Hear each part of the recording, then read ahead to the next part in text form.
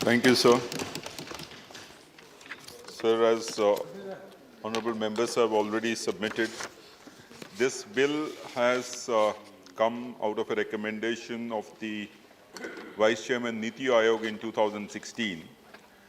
Now, replying to the queries put by the committee, the ministry had replied, I quote, the question was why it was ineffective.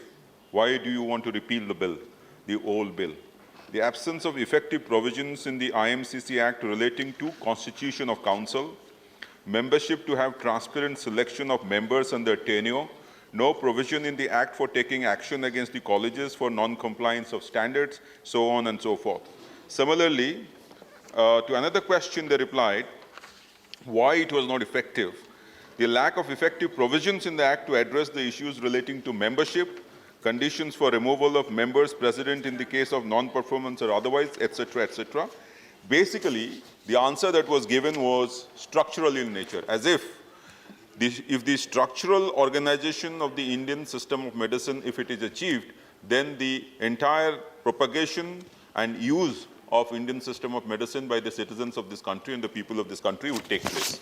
Now, as we know, the new bill which has come up largely addresses these structural issues in terms of increasing the number of members, 3 experts, several issues which has been discussed by the honorable members. But the basic question which Professor Ram Gopal Yadav just mentioned, why hasn't it taken off? Why haven't the people of this country, whereas it started, many of these practices or many of these medicines started in this country, why has it not taken off?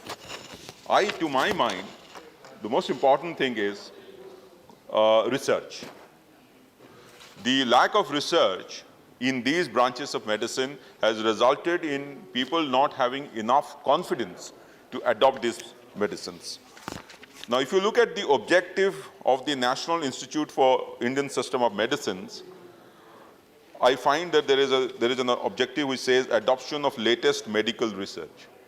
But there is nothing after that in the bill about research, conducting research, what kind of research to be carried out, whether the research has to be published, what kind of publication has to be done, what kind of scientific research will be done. Now, sir, I will give you a suggestion, sir. In allopathy or in the clinical trials, what they follow largely all over the world is something called as randomized controlled trials, which has been now taken to different subjects.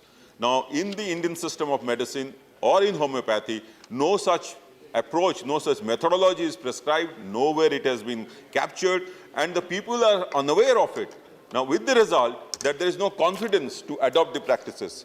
Unfortunately, the bill doesn't address any such concern, and there is nothing mentioned about research per se.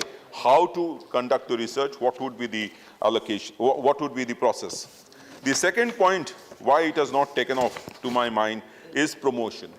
The promotion of Indian system of medicine and homeopathy has not had backing of the government at all. Even if there was a bill, the allocations have not been much. It is only in the recent times and only in a few states that this has taken off, whereas the kind of promotion that has been available to the allopathic branch of medicine, the so-called modern system of medicine, has not taken place. I think we have a lot to do in case of promotion. The joint responsibility of the governing bodies and institutions to remove the misconceptions of people, nothing has been done about that. The information and education, communication which could be provided free to people has not taken place. The various research bodies could be actually tagged together and jointly they could think about developing new research methodologies in these branches has not taken off. Health camps, which you will find all the time, the so-called modern system of medicine organizing, that doesn't take place. It's only rarely. We don't have TV shows.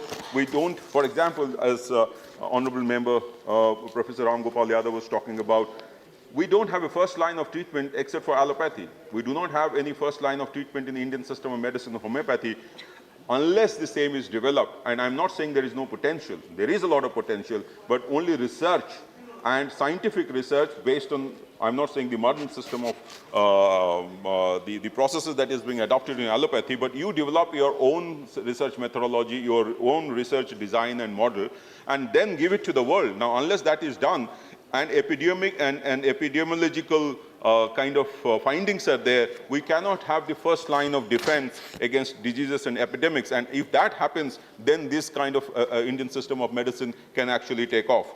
We do not have motivation, we do not have we have hospitals, but they are not being monitored.